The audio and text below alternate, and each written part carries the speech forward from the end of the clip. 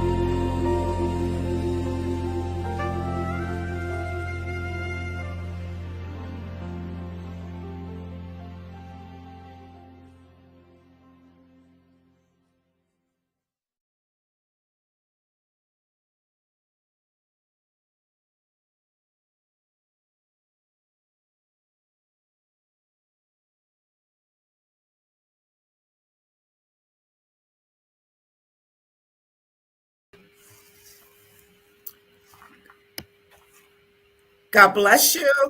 Welcome to the dwelling place.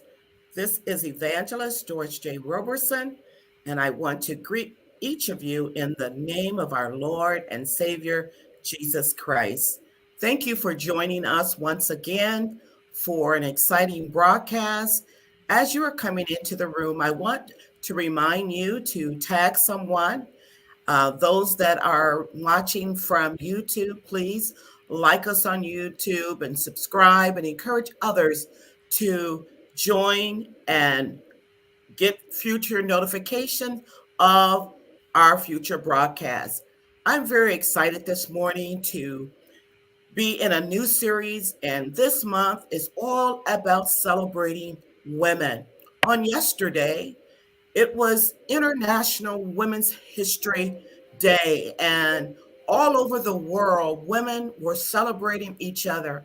I want to take this time to uh, absolutely celebrate women that are doing the plan that God and the purpose that God has given them, and really appreciate even these women that are with us tonight. You're going to hear their story.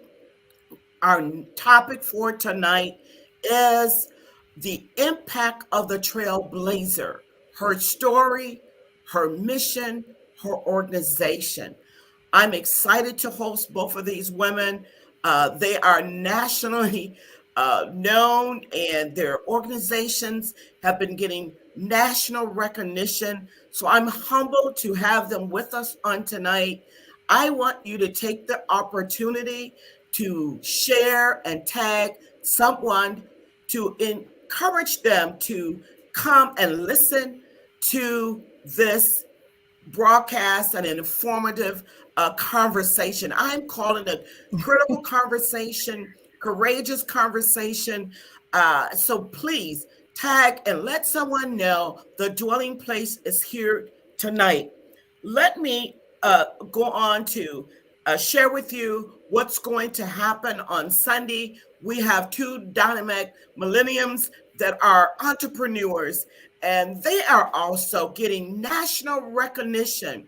Well, I'm excited to host these two young women. They're young, they are taking action, they are movers, they are shakers, and I'm excited about what they're doing. So I want you to come back and be with us on Sunday as we celebrate Cameo King as well as Nichelle Lawrence. These two women are some powerful young women doing some great things in our communities and in the state of Michigan. Tonight we are hosting two women from one from the state of Ohio, the great state of Ohio, Cincinnati, Ohio, and we have the great state of Texas. That's right. Dr. CeCelia Martin is from the great state of Texas. And let me go ahead and briefly, this is truly briefly their bio. It does not begin to really scratch the surface of what they have accomplished. But I am indeed, I tell you what excites me the most is it doesn't matter how you start, but it does matter where you are and where you're going and how you finish. And these two women both have some similarities, but look what you can accomplish when God's hands are on your life. And not only God's hand, but when you have a mindset and a passion to turn things around. Dr. CeCelia Martin is the CEO and founder of Team Leadership. She's an international speaker, best-selling author, and I'm going to put up her book title a little bit later as she is speaking. She's a leadership strategist. What does that mean? She addressed even those toxic leadership topics. She travels the world, I literally traveling and empowering and training and equipping and mobilizing young people and leadership to address the needs of teams.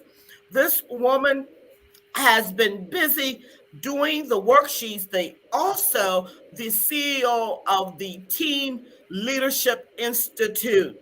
And we have with us Rosemary Oglesby-Henry, who is the CEO and founder of Rosemary Babies. It's a nonprofit, but this organization is one of really the best and only one in the country. It's a nonprofit agency focusing on teen parents, their babies, and social deterrence. She's been featured in Forbes magazine, Entrepreneurs magazines, as well as Cincinnati's magazine, and many, literally many radio stations. She's going to share more. I earlier or this evening put a couple links to share with you some of the things of the Holloman's house and what they have accomplished. Mhm. So I want to turn this portion of our program over to these dynamite women. And the way we're going to have it go, we're going to have let's have them both greet us initially. Please add to what I've said. I've only really didn't do you justice, but please mention, first of all, Rosemary, the name of your book. Both of these women are really dynamite in their own right. And I humbly appreciate you coming. And I want you to know that the dwelling house, at the end of the month, we have a certificate, a framed certificate with your picture to send to you, just to put it even in your office or in your business to say, we recognize that you are a trailblazer. We recognize what the work you are doing to change the life and the course of teenagers and turning things around from them. And that is, it blesses my heart because of the work that you're doing. And I'm so glad to have you part of our fellowship when I say that to come and take the time to be with us. I'm humbled by that, as well as Dr. Martin. I tell you, both of you got some dynamite books. I want you to go out, those that haven't read their books or haven't purchased, I want you to also write the names of their books and go out and get it. Go ahead, Dr. Martin, open up and say a few words, and then I'm going to turn it over to Rosemary, and then you can come back and tell us what's on your heart, your mission, your vision, your journey, your organization. God bless. God bless you. Thank you for having me on. It's always a pleasure, as usual, um, for the platform that you give us to express ourselves as women. But you run some very good programming, and I just want to tell you how much I appreciate that. And it's an honor to be here, especially alongside Miss Henry and the amazing work she's doing with teen girls. I'm excited too to hear her speak and learn more about Rosemary's baby. I am so intrigued. I've already been online, seeing the amazing things that she's been doing. So again, thank you for being here, and thank you for having me. Man. Rosemary, have some words. Hi, good evening. I'm from Cincinnati. Thank you again for having me. I was on your show when I first launched my book, which was pretty amazing. The book is called The Rose Who Blossomed Through the Concrete: Consequence versus Choice. And the foreword was written by Dr. Cheryl Pillard Williamson. Super excited about that. Super excited about the opportunities that God has already provided in my life and the things that are ahead. Meeting people and just sharing God's words, not my own, and our mission, for anyone who hear, in order to lighten their hearts and their minds so that people can be empathetic towards these families and these children, and be kind and be a voice for them so that they can be successful, and they can have a track for their children where they are successful as well. So excited about this conversation tonight, and thank you so much. And it's just great seeing you both. Thank you. Thank you so much. Well, uh, I want to encourage those that are listening tonight. Please feel free to ask questions. They will address those questions at the end. They're going to go and share their journey. You're looking at two beautiful women, but it didn't start out probably as easy as you think. And they have the freedom to share as much as they desire. Sometimes tears come forth as we reflect on our past, but that's all a part of being transparent. It's all a part of just remembering and thinking of the goodness of God. Yeah. So if that happens, you won't be the first one. So I have tissue right here with me, and I'm a big crier. So I just want to encourage you to be a blessing to this audience. You have the right. Go right ahead, Dr. Martin. Share your journey, your mission, and help us to understand there are other trailblazers Sure. out there, and you definitely are one. So God bless. Okay, well, again, thank you for having me tonight. It is always my passion and pleasure to help assist a young teen or young person along their journey. If it wasn't for the grace of God, I would be a statistic. And so that is why I wrote the book, Incarcerated, Escaping the Prison of Your Mind, because much of what I experienced held me captive emotionally in my soul, in my mind. When I was a young girl, I was raised by teen parents. By the time my mom was 19, she had me and my brother. My father ended up incarcerated. He was given a 36-year sentence.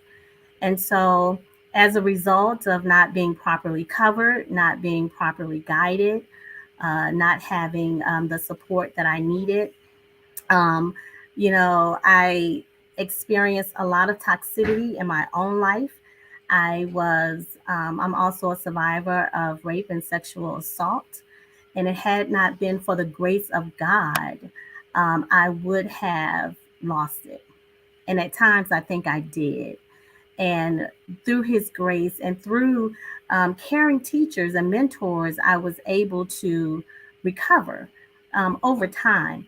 And the thing is, that's why I'm so passionate about education. I do have a doctorate degree in organizational leadership, but my master's is in education. I've taught high school and college as well. And I initially got into education to give back. And ironically, my brother is a sheriff. So the two of us, through God's grace and through caring mentors, was able to overcome. And the story, it sounds similar, I'm sure, to many women, because according to the CDC, one in every three girls are have experienced some type of sexual assault. And many of them, 30% of them, are experiencing suicidal ideation. And that's a result of feeling hopeless. It's a result of not having someone to guide them through life. And and it's not an indictment against parents, whether they're teens or whether they're older. Most parents are doing the best they can with what they have. God knows I am. And so it wasn't until I got older, though, that I began to understand the magnitude of parenting. And one of the other books that I co-authored, I had the privilege of co-authoring with a trailblazer, Dr. Joyce Epstein at Johns Hopkins University, is School Family Community Partnerships, the third and fourth edition. Both are national bestsellers, Your Handbook to Action. And it is to help schools understand how to, one, properly engage parents and help parents to sort of weigh the balance of, okay, I know I need to guide my child through life, but also how can I help them be successful with those requisite skills needed in the workplace and in school in general and academics. So after I got past all of that, sort of like giving back, I decided, people were most blessed by my own personal story, which I would often share with teenagers because I've always worked with children who were at risk or those who were, um, man, experiencing so many things. Like the students I mentor now, the girls may be pregnant, the boys are on probation, and so what I found is that every time I told them, "Hey, I experienced that too," or "I understand where you're coming from," then they were like, "Wait, what?" Because the hardest thing to understand as a teenager when you're there is that there is hope to get out. And the best way to give them hope is to expose them to other options, like I was exposed. And even when I was when I began to tell my story in my doctoral program and began to research this business on toxic leadership, not just in men but in women, that's what actually took me to an international stage. Scholars and researchers around the world wanted to know more about toxicity in women leaders, not just their male counterparts, because much research had been done on that. I could name quite a few who have, who will grace the history books of toxic leadership, past, present, and future. And so that's what took me to an international stage in Prague and Barcelona and Brussels and all of these places with leaders from all across the world who wanted to know how to mitigate toxic behaviors. And that started with me, and thus incarcerated, escaping the prison of your mind, which I'm also happy that to be a partner with TBN. It's been showcased several times in commercials and all of that good stuff. But it really is an anthem, if you will, for teenagers to know you are not alone. You can go through these horrible things in life that may seem insurmountable, that may seem like you are destined and doomed for failure. There were times when I wasn't just mad at the world. I was mad at God because some of the situations that we find ourselves in, we have no control over. Like, I didn't ask for this process, this path. I didn't ask for this. I didn't ask for my virginity to be stolen. I didn't ask for young parents or an incarcerated father. And so there are times in your life when you're going through things that are beyond your control, you're mad at God. But I'm here to tell anybody who's listening, young or old, because it takes time sometimes to, even as you get older, that it all worked for my good. It really did. If you can get through those valleys in life, there is a pasture on the other side. And that is really what I want. And I want those parents to know when you see your children acting out, especially your girls, okay, because the girls nowadays, and in my day, I was one of these children.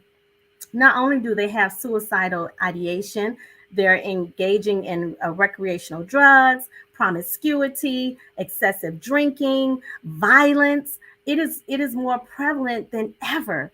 These are just symptoms of a deeper problem, a core. Something is eating at their core, and that's what we need to work with. And school-based interventions aren't enough. Team leadership has worked with school districts, large urban school districts in Baltimore. I've worked in Chicago. I've worked on Indian reservations. I've worked in the Appalachian Mountains where the little children saw a Black person for the first time. And guess what? The context is the same in terms of isolation. It may be a different geographical location, okay? But those who are hurting, those who are acting out, it's the context is all the same. There's a root cause to it. So it doesn't matter if they're urban, if they're rural, if they're Black, white, Asian, Latina. It doesn't matter. All of these teams need somebody to talk to, and that's why organizations like Rosemary's Baby, like Team Leadership Institute, are so very important because they're on the external process where they can actually inspire and reach these kids directly and not have to fool with all the red tape of it all. As an educator for life and as a former educator in the high school setting, Again, working with gang leaders. They're leaders, okay?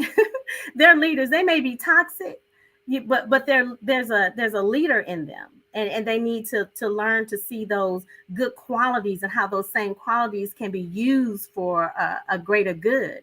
But when we talk about working with teens, again, school-based interventions aren't enough. You need external organizations so students can build relationships and they can learn to trust again, and they can see better options for themselves. And again, this isn't an indictment against parents either, because parents need help too. Okay, that's why we work with parents who have tough kids that they're working with, so they can build up their emotional stamina, and also get what they need as a parent so they can give it, because sometimes they never got what they needed in order to give. My mother couldn't give to me what I give to my kids now. Those options weren't even available to her. So I guess, at the end of the day, it all starts with hope, internal hope. It all starts with understanding that there are better options for your life. And it all starts in your mind. Until you free your mind, you'll always be stuck, because it's what you're telling yourself about yourself. And I just hope someone gets blessed from my personal journey. I hope that we all understand that these teenagers are dealing with a ton more than we ever had to deal with, ever. Some of my Latino girls, they want to get pregnant. They want to get pregnant. They want a family, and they don't care how they get it. I've heard them at 17 saying, "Oh, I hope my boyfriend will want to start a family right now because I want my own baby to love." So at the end of the day, we're all looking for love. We're looking for hope. We're looking for guidance and mentoring. And sometimes we look for it in the wrong places. So again, the exposure is what's so important. Exposure to someone else's story, that I have walked this journey and I have come out on the other side through education. It was education for me. It was primarily God's grace and my spiritual relationship with Him that I learned to have outside of a four-wall church setting. And it was because I had exposure, like, oh, wait, there's more to life than just this. So, Wow. Thank you so much. So, in terms of your program mission, tell us what again, I sure. know what the TEEM Yes, stands for, and uh, how is that carried out or facilitated sure. within organizations, or how do they get in touch with you, basically? Sure, absolutely. So there are two components. There is team leadership, which is a for-profit, and we work with government agencies, faith-based agencies, school districts, where we go in and actually do some training for teams. Okay, Okay. leadership training. Team stands for train, equip, empower, and mobilize Okay. leadership. And then there's the Team Leadership Institute, where we do mentoring. We also, whether it's one to one or whether it's virtually, I always prefer in person. So, like when we did teaming for teams, if I couldn't be in that state, I would hire and train the trainer, if you will, so they could go into the classroom and do training for the students, both male and female. But the Teen Leadership Institute really is designed to help teenagers who are struggling, whether they're foster youth, whether they're teen parents, whether they are court engaged, adjudicated youth, those who are marginalized. We really work with them to train, right? And when I say train, I'm talking about from my military perspective as a veteran. The military is the only organization that can take misfits from all over the world and retrain them to be a united unit, right? So there's a breaking down of old paradigms, but also a rebuilding as well. And then we equip them with the necessary tools, that they need in life, empower them through delegation and responsibility, and then we send them out, and it's cyclical all over again. And you'll Okay. find too, so even on the for-profit side, school districts normally hire team leadership to come in. So do faith-based agencies to train their leadership in various roles. So we team, the institute works with 12 to 21. Team leadership works with everybody. Their team in their life, right? Because we improve their program, their process, and their people. But on the teenage side, we're helping them with work readiness skills. We're helping them with executive functioning skills. We're helping them to overcome trauma and emote in a way that's healthy through mentoring and education. So that is what team leadership looks like on both sides. Very good. And before I turn it over to Rosemary, say something about your book so that maybe someone hasn't heard much about your book. Why buy your book? Well, I think that anyway, I'm first of all, I want to say I feel so blessed because it is Yes. selling well. Because once someone reads it, they recommend it for a friend, or some even principals have called me and said, I'm buying several to give out to people, to students, or what have you.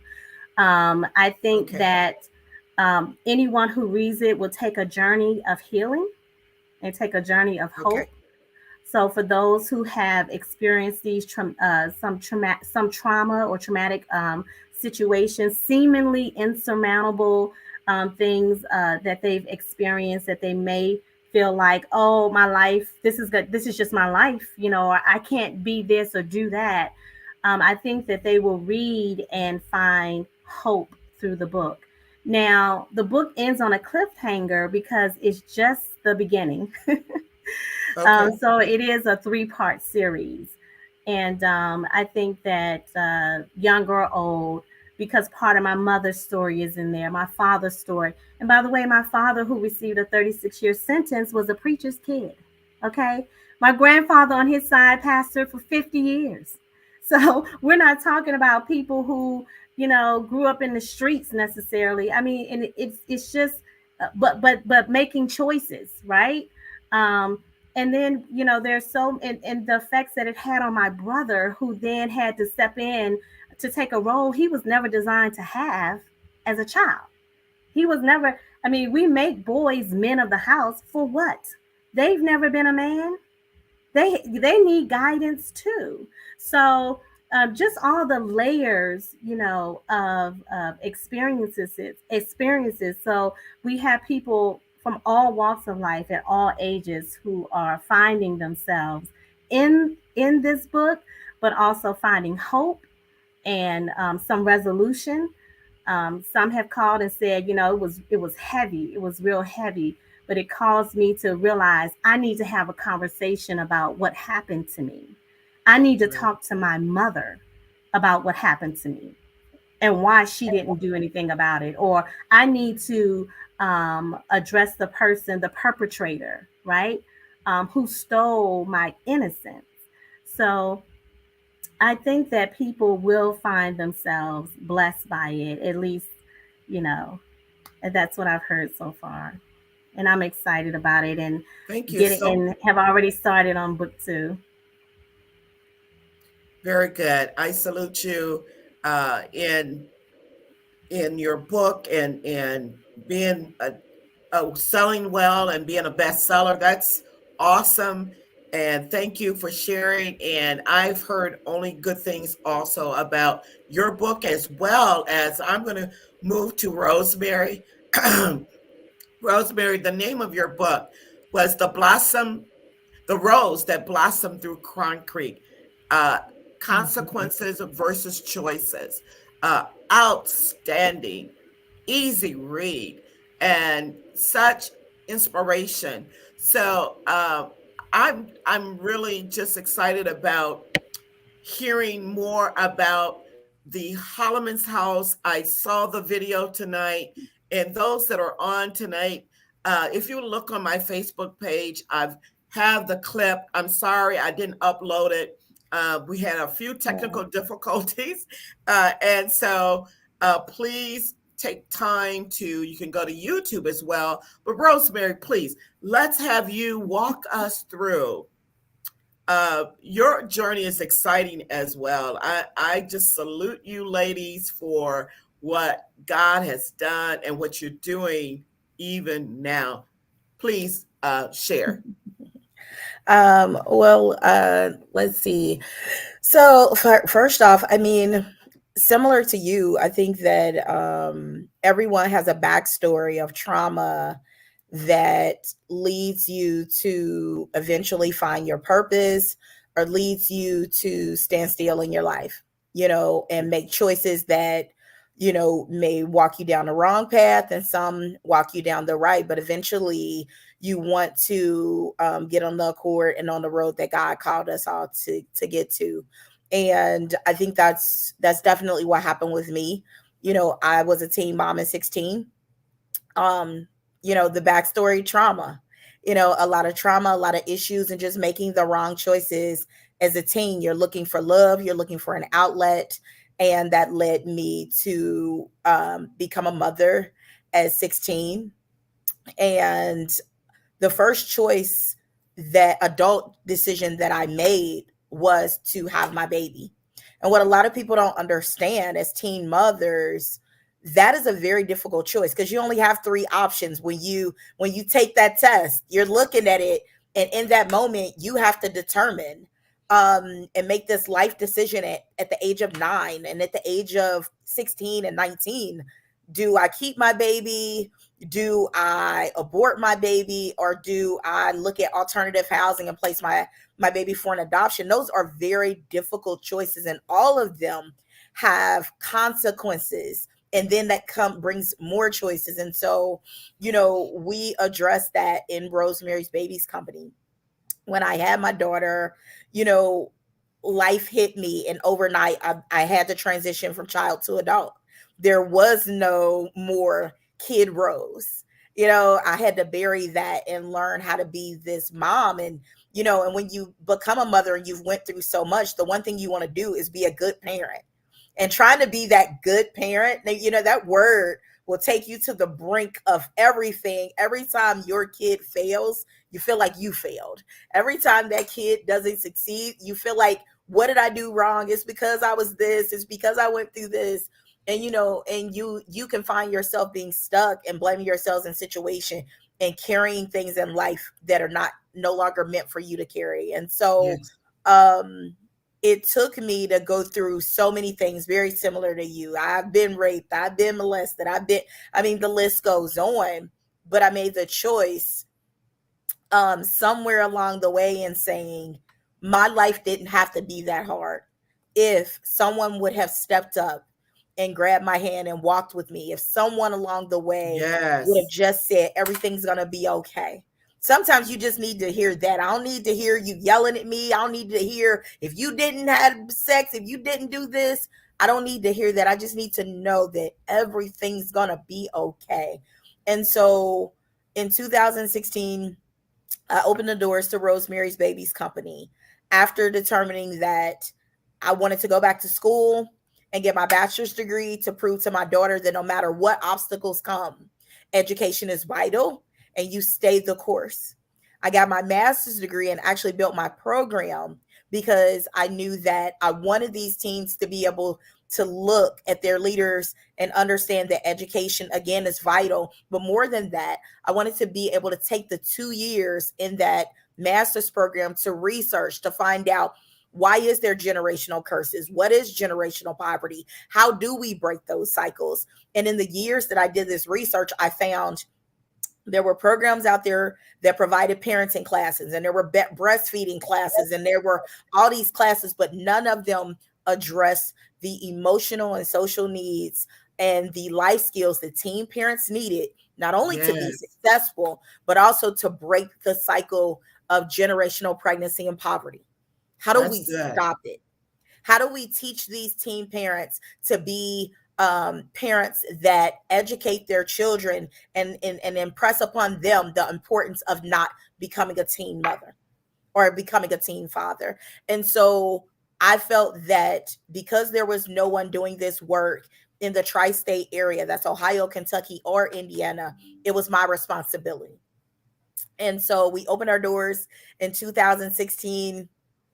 And since that time, where we started out with just me in my basement, I'm moving into this 200 square foot office with no internet, and I'm still using Panera, but I got this beautiful office to be able to show donors like I'm committed to, after our first year, being funded by United Way. United Way was the first organization that solidified the work that we were doing, that believed that we could create an impact and break cycles. And so they supported us doing this pilot program called the Good. Leadership and Legacy Program, where we tracked 3 generations.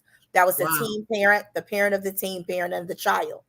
We need all of them involved, and all of them to get on one accord to say, we want to make sure that the teen parent is successful, but we also want to make sure that their baby is successful.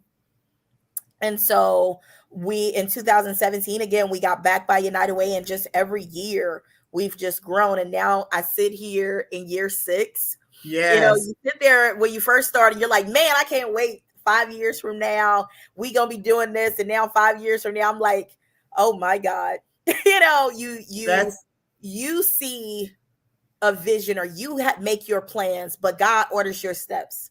that's good. And in year 6, I could not have imagined that we would have taken on a plight to address homelessness for teen parents in Ohio and the tri-state area. What I learned along the way when COVID hit was more than 35% of the teens we were serving are hidden homeless. Teen parents aren't going to tell you they're homeless because they know they're going to be forced to go, under 241 Kids or Ohio Department of Job and Family Services. They know they will be separated from their children. So these kids are homeless and house hopping. And during COVID, they were staying in abusive situations. They were staying in situations that were not the best. And as an organization, we looked at that and said, what do we do? And, I was like, let them do it. And God was like, no, you gonna do it.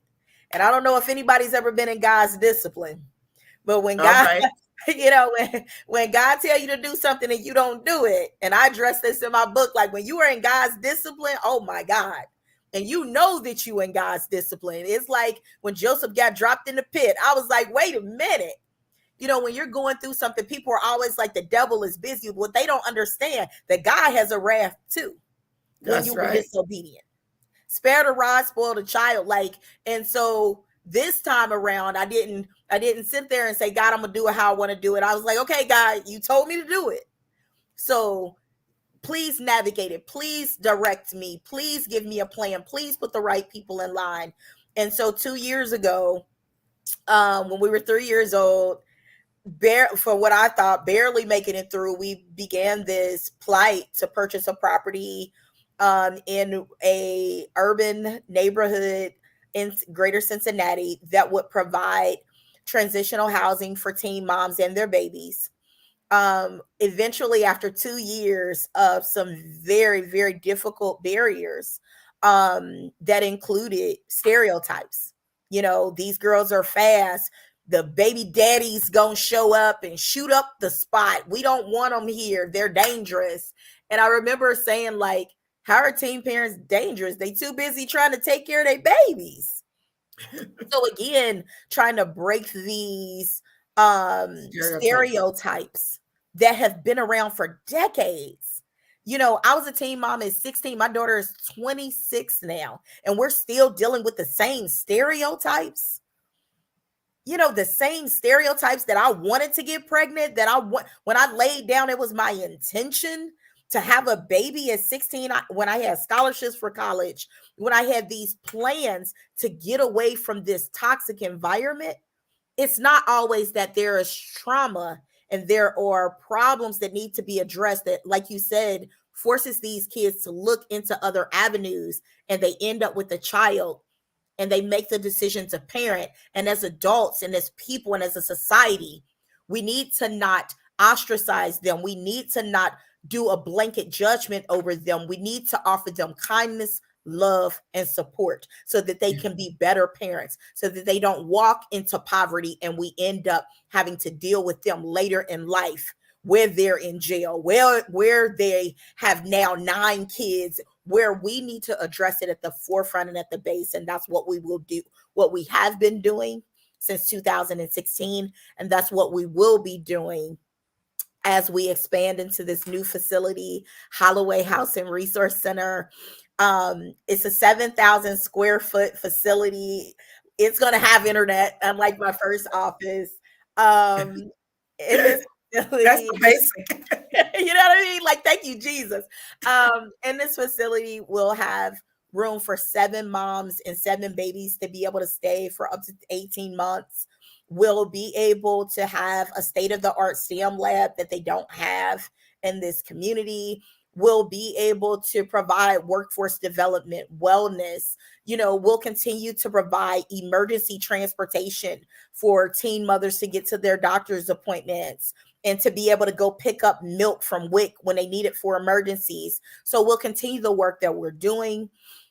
We'll continue to advocate for policies that will expand the rights of teen parents that are 16 and older so that they can be able to utilize services and not have to go through a mother that may not want to support, or a foster parent that doesn't have the resources or the capacity to want to help them fully. We'll continue to advocate for that. Rosemary's Babies Company does a lot. Overall, when I started this organization with the crazy name after the devil movie people still talk about, I remember them telling me, teen parents, I thought that had went away. No. I remember people telling me no one will support an organization with that name. It's demonic. Wow. Nobody's going to support you. That's not true either. I remember 2 years ago when they said they're not going to give you that mansion. You can't raise $1 million in 6 months to buy it. You can't do this. You can't do that. But the one thing about all teen parents that I found throughout life is when you say that we can't, we say, F you, watch me. I always tell people I go between cussing and Christ all the time in every situation. But more importantly, it is when you have these children, they teach you how to love, and they offer you a grace that you sometimes don't offer yourself.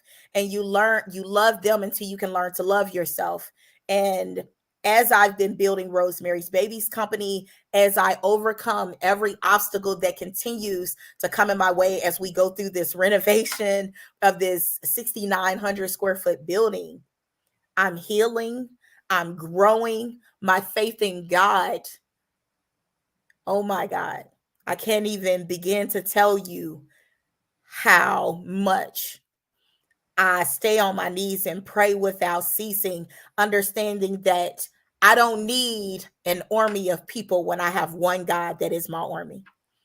You know what I mean? That he covers me completely and totally, that the decisions that I make are a lot of times not mine, and that I pray before each one.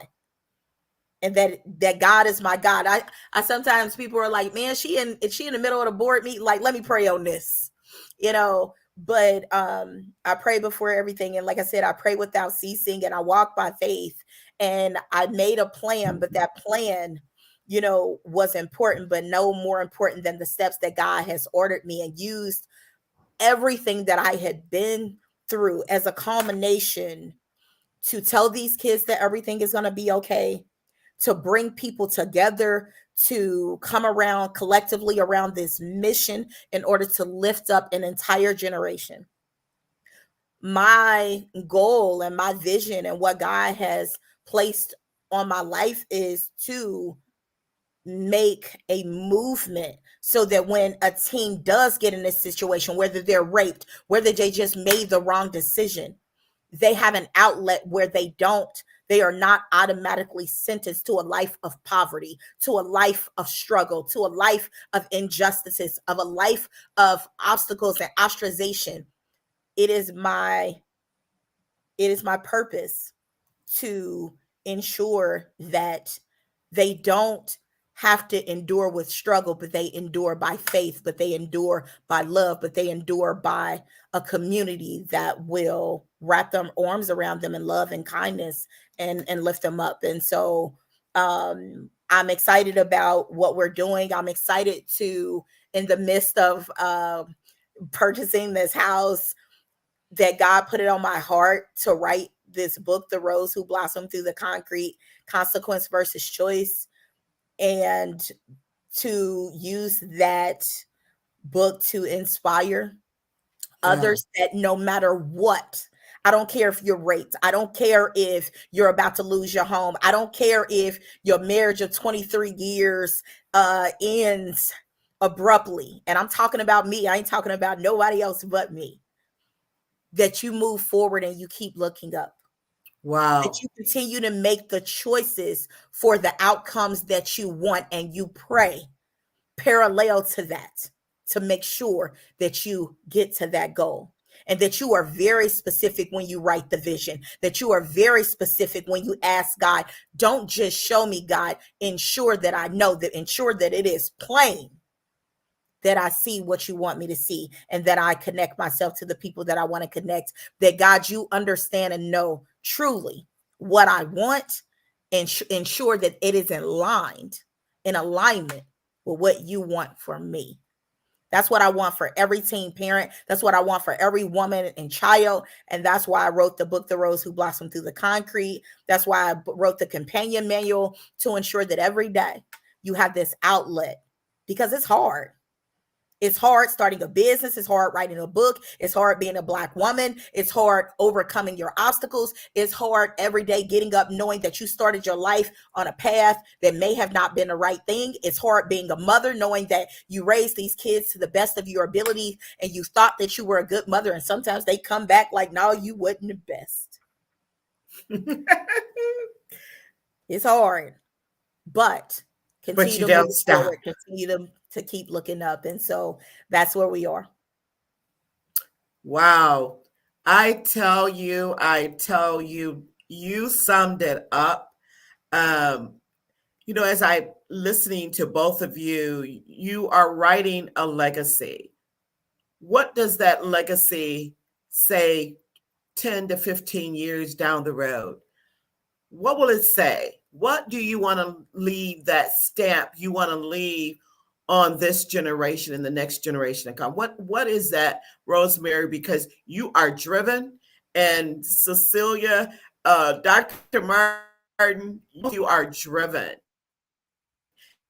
And it's kind of like, I haven't been in your shoes, but God has used your experiences and you've answered the call. So, what is that legacy you want to leave with this next generation? Why are you doing all the work that you're doing? Mhm. Well, Speak to that. for me, I'm doing the work to break the generational curses. There you go. Um, it doesn't.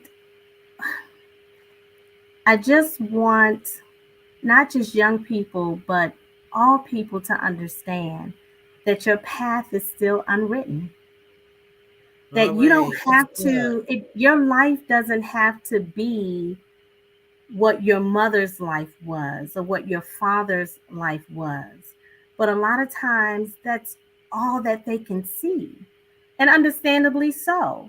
I mean, we talk about vision and we should, but how can you know? Sometimes you don't even know what to ask for. You don't know what your options are, what's available to you.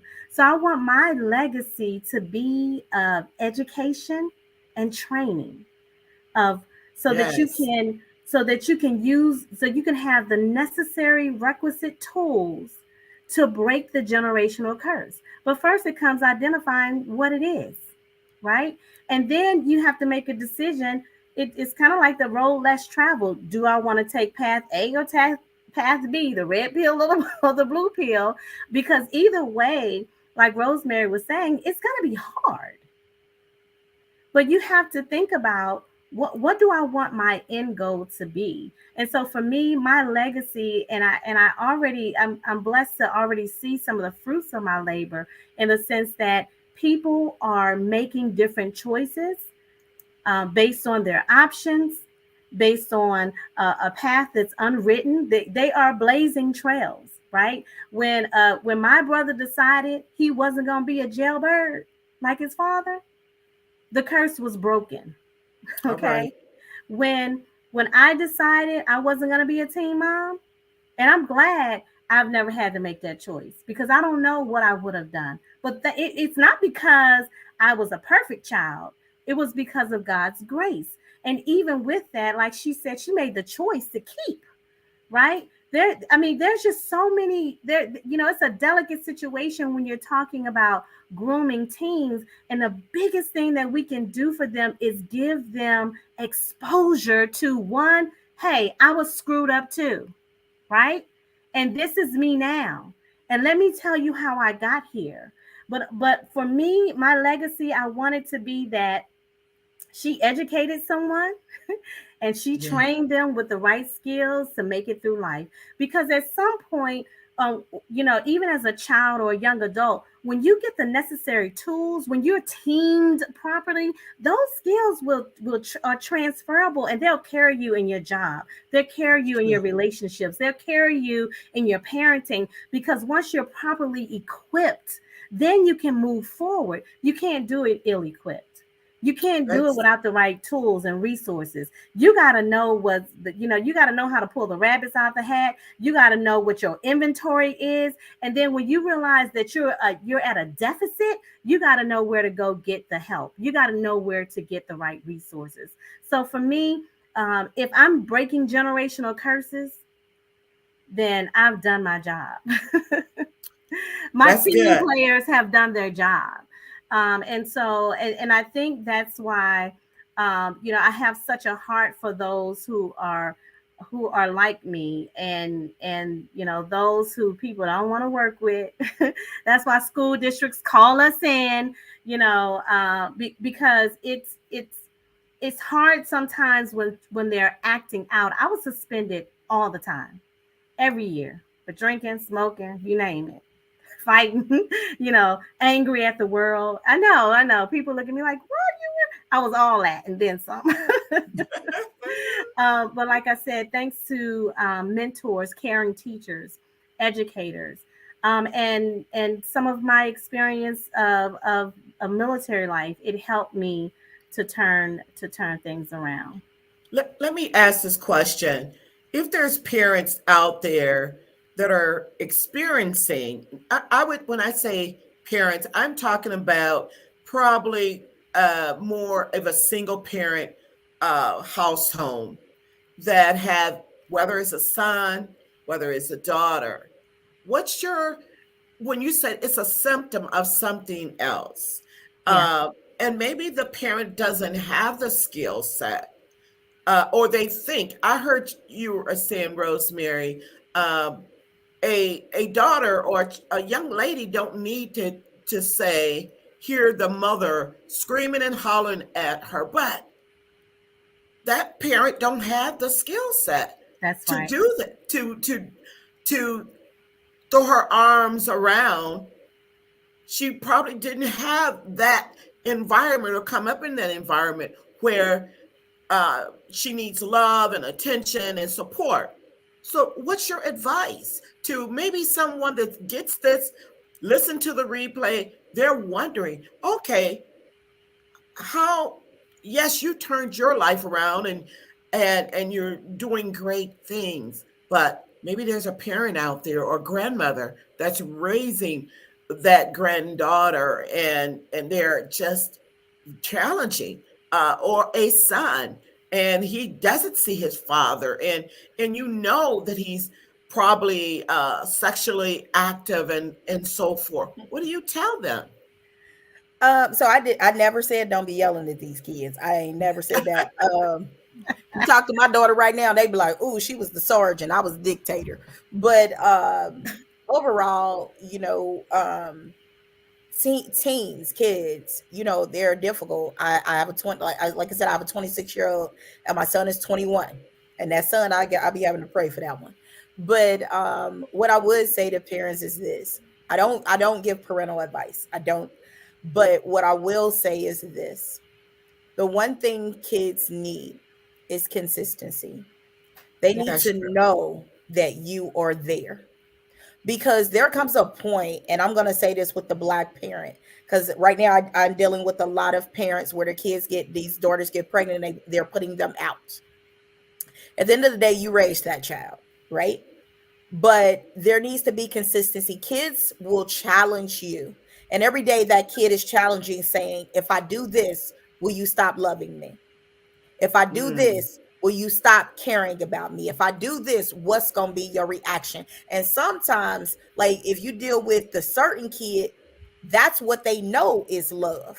And if you go to try to hug the kid that they mother yell at them in the midst of, and that's how they show love, they won't understand what a hug means because they don't have that trust there. But the one thing that I will say about any parent, whether they yelling at them, even if they beating the hell out of them, because that can make strength too. That can make you be resilient too.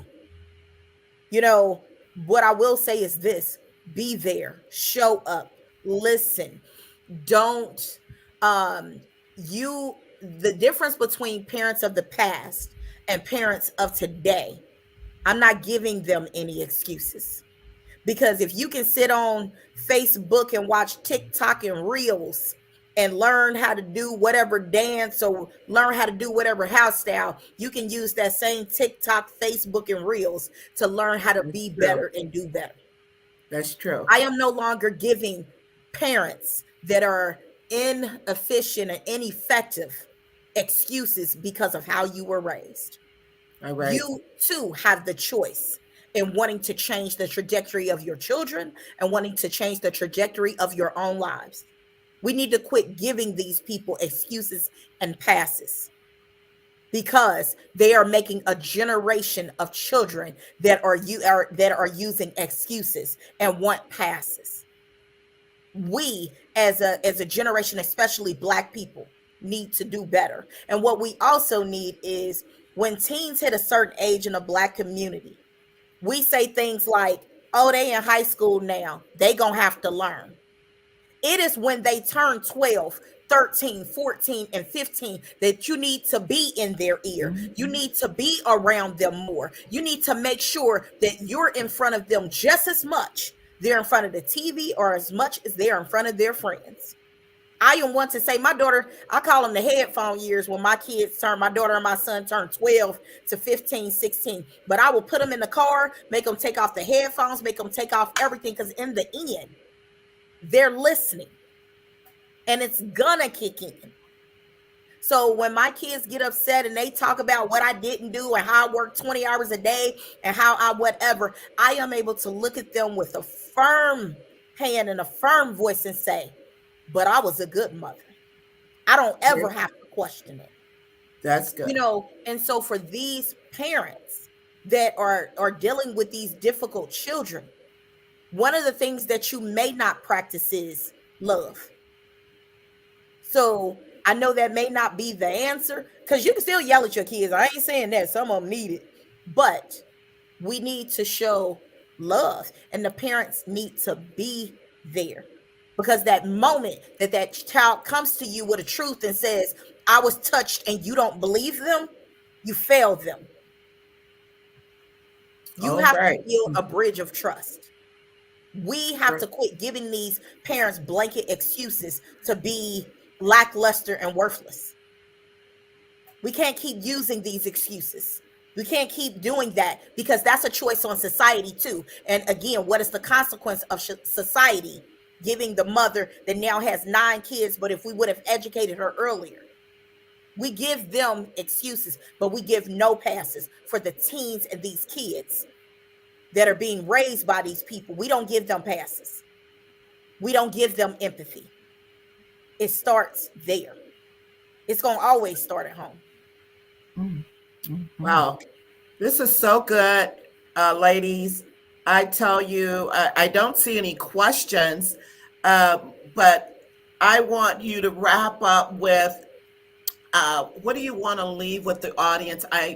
You made such good points all throughout about mentoring, about love, consistency, educating and training, turning the generation starts with both of you obviously made choices that turned your life around. And then with God's purpose and plan in your life, uh, what would whatever your lasting words do you want to share with this audience tonight?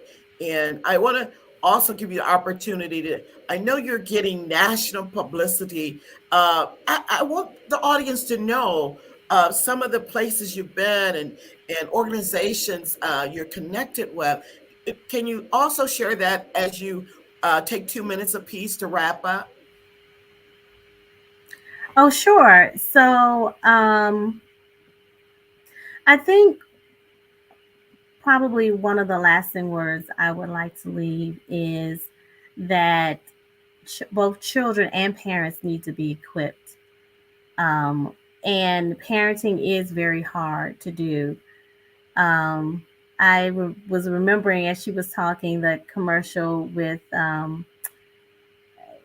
the parent is talking to the child and someone is running alongside them with those cue cards with talking points about a Oh, hard, yeah, with a a topic.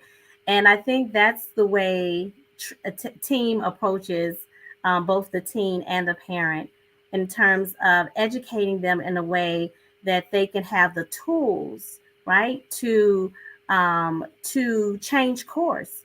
Um, because, like she was saying, parents have to do the work. They have to do yes. the work for themselves so that they can know how to give it to their children. And so parents, we have to really work hard to help each other with those talking points, with those tough situations. And unfortunately, the parents are getting younger and younger. And unfortunately, I mean, they're winging it. They are winging it, and they need to be properly equipped as well. Sometimes that work has to be done in tandem, right, with the parent and the teen. And there's some topics that parents have to work through on their own, and then come back with the strength to address their child. And like she said, be consistent with them.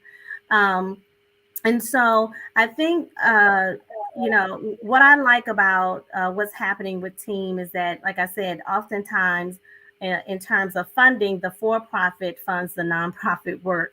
The school district will hire team leadership to work with teenagers, but also we work with teenagers through faith-based organizations or through a cohort model, whether it's in person or virtually. And so I'm just excited about that. In terms of places that I've been, like I said, I worked on Indian reservations where I'm trying to fly out, and they're like, it's going to be a little while because the pilot is, we had to call him from home. The airport is bigger, about the size of a small house. And so that's been exciting, but I'm learning about different cultures. Those Indian reservations were in Wyoming. I worked in Chicago, like I said, in the Appalachian Mountains, where that's been a treacherous experience too, going up and down every day, no signal, trying to remember which way to go. But in internationally, like I said, I've traveled. I've been so blessed to speak to scholars and leadership for multiple countries on different platforms. And And do you I'm work just, with churches? oh, absolutely. That's probably, I'd say, a good strong 40% of my clientele. Churches are, so team itself was birthed out of a spiritual experience in church where then the bishop was preaching about being empowered, and you didn't need a title or anything to effectuate change in your sphere of influence. And he was talking about that. And afterwards, I was so inspired. I said, you know what? This is back in 1998. I said, I want that to be the name of my business, Team. And so from there, I started working with ministry leaders, primarily education agencies and ministries. And so ministries will have me come in to train the elders, deacons, their pastors, and just leadership responsibility, or to help streamline their processes or to improve their programs, primarily to develop their educational ministry, because the Bible said, go ye therefore to the nations and teach, not preach. Not that we're saying we can't preach, and how can we hear unless we have a preacher, right? But what I'm saying is, when you talk about building capacity, when you're talking about giving people the tools to walk this thing out on their own, they have to be taught. Well, some people want to call it discipleship, whatever you want to call it, but they have to be taught the word of God. They have to be taught the discipline of God. They have to be taught how to have a leadership role, because church business is God's business too. So you can't have a church ministry that's raggedy. You can't give your I don't want to give specifics. You can't have a church ministry it's business, right? So you have to run. So ministry is a business too. And one of my most popular online resources that is going to be also offered again is Mind Your God Divine Business. And it's not just for ministry leaders, but it's for any entrepreneur, any person, although primarily ministry leaders have used it, but it is for any entrepreneur that needs to kind of see, first of all, is this a business or is it a hobby? And am I applying spiritual principles to the work that I'm doing? So it's primarily, it's been just fun doing that course, but that was something that God gave for me through the Team Leadership Academy online. And so, so yes, I'm excited about what God is doing. I'm looking forward to brand new experiences and partnerships. Uh, and I think that pretty much sums it up for me. Thank you. And Rosemary, uh, I know there's a lot that you probably could share in terms of publicity and national recognition, but there have been some recent. So feel free and leave some lasting words with our audience tonight. And I've put your information up. I'm gonna put it up again. Yeah. So first off, I just want to thank you again for having me on and allowing me to uh, share information and just talk about Rosemary's Babies Company, the book, and things like that. Overall, earlier in the conversation, you asked like what kind of legacy that Yes. I wanted to leave or whatever, and ultimately I just want people to know I was here. And while I was here, I Oh, gave. good. And while I was here, I was a God fearing woman. And while I was here, I wanted to show people that they could be the light and that God doesn't just use those that are righteous, He uses those that are broken. And so everyone deserves to be in God's light, the true light. And so, and don't allow your barriers to break you, period. Use them as motivation to move you forward. And so I would appreciate, if you want to order the book, The Rose Who Blossomed Through the Concrete, Consequence versus Choice, by Trilogy Publishing Company. It's on every platform, of course. The companion manual is on Amazon as well.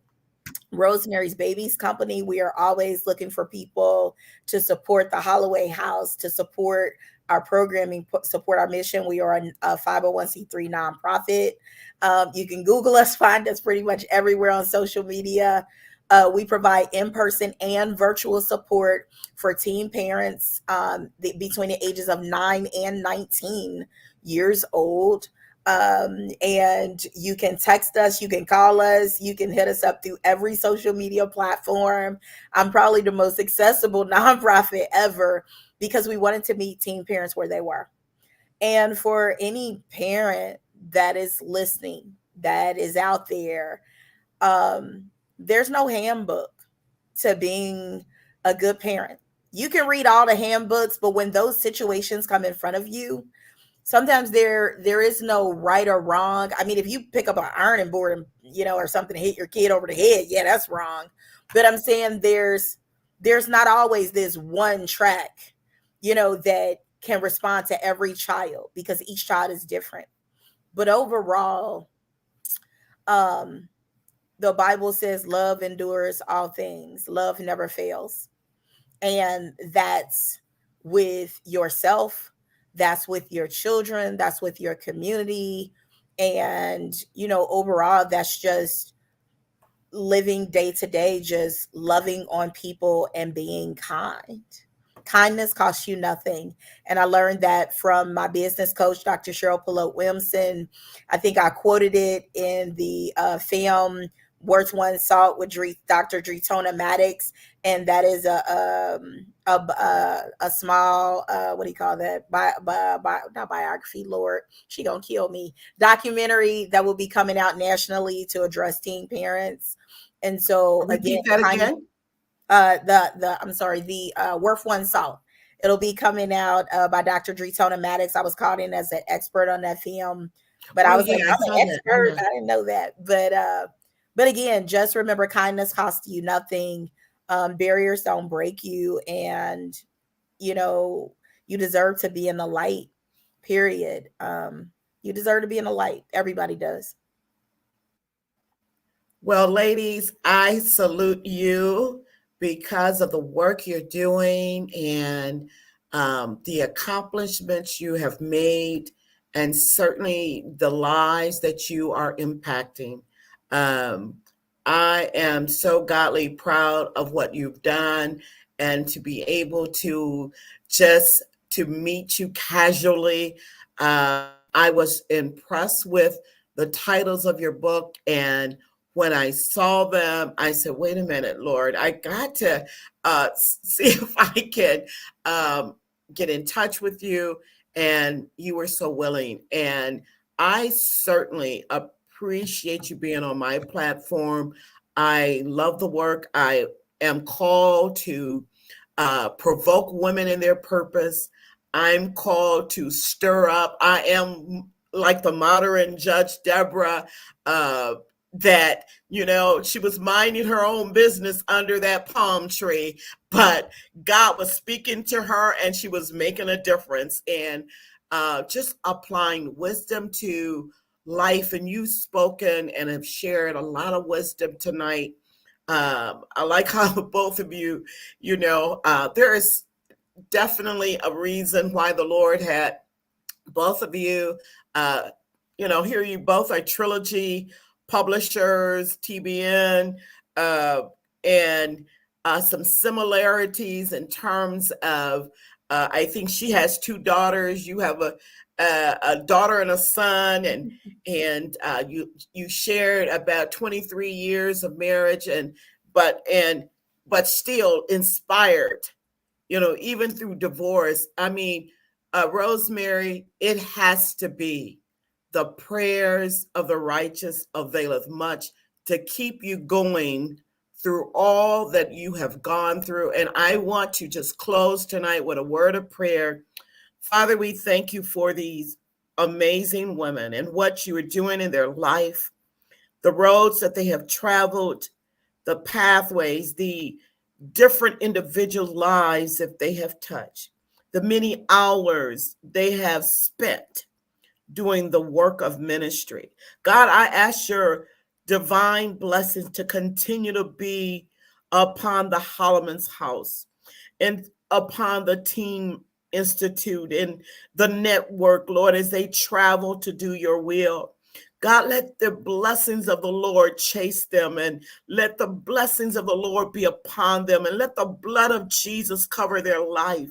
Let angels be encamped round about them. Let them be connected to the people that you would have them to be connected to. God, give them the resources that you would have them to have, that they may impact change, oh God, and bring about change even to the next generation, and bless their seeds, God, their children, God, and their children's children. Father, we ask these blessings oh God, even upon those that will hear this replay and those that have listened on YouTube and those that have listened on Facebook. Somebody have a troubled child tonight, and God, they're looking for answers. I pray, God, that their ears will be open to hear and receive, God. I pray that the doors of organizations and uh, uh, universities and colleges, and God will begin to even find information and sow into these organizations. We thank you, God, for your blessings. We thank you for these great women. Bless them to continue in the path that you would have them to go. We ask all these and other blessings in Jesus' name. Amen. Thank you, ladies. I'm just blessed to, we've gone long enough. We can probably continue to talk, and I'm sure this won't be the last time that we will connect. But truly, you have been a blessing tonight, and I know that our audience have been encouraged, and I have no doubt that others are looking forward to picking up your book, your manual, sewing into other people's lives. And I know that God is going to continue to bless you. Uh, as I was, my birthday was in the month of, I wanted to do a blessing to both, like you have to select a organization. So I selected one of your organization.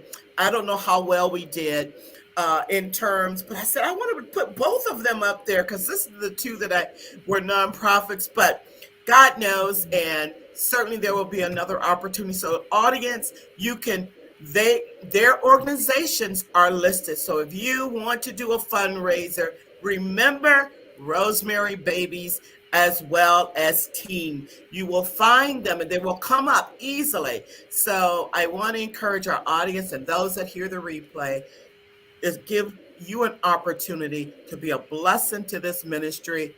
If you want to be a blessing as we prepare to have these nice mementos to send to these ladies and their organization, you can also do that by sewing into the Dwelling Place Ministry. And you can do that by going to DJ Roberson Ministry Cash App, and to be a blessing also to this ministry as well. And if you need to go back and look at their information, I've had it posted throughout our broadcast, and I want you to come back Sunday. I'm truly excited about these two ladies, and one of those ladies were invited to be on the rant table. So Cameo King is getting publicity. She's a great commentator, host the Good Girl Show, and she is all about young girls and training. And it's GGG, and G stands for grit and glam. I'm messing it up because it's not in front of me, but she is doing an awesome job. And also Nichelle Lawrence, man, open up I believe the first African American bookstore in the Lansing Mall. And I tell you, she's getting accolades, and they're saying is comparing it to Oprah's book club. So I tell you, these two young entrepreneurs are making a difference in their community. Please come back and hear their story if you can, or listen to the replay, or encourage someone to chime in on Sunday at 7:00. Thank you, ladies. I will reach out to you to get your address, look for something in the mail just to say thank you, and put it up in your office or in your business to say, hey, 2023, we spent time with the Dwelling Place and Doris Roberson Ministry. God bless you. I really love you all. I know I love to travel, so if I'm coming through Ohio, I'm coming to look you up, and I'm coming to Houston to come on down. Yes. So that will happen as the Lord see fit. God bless. Have God a good bless.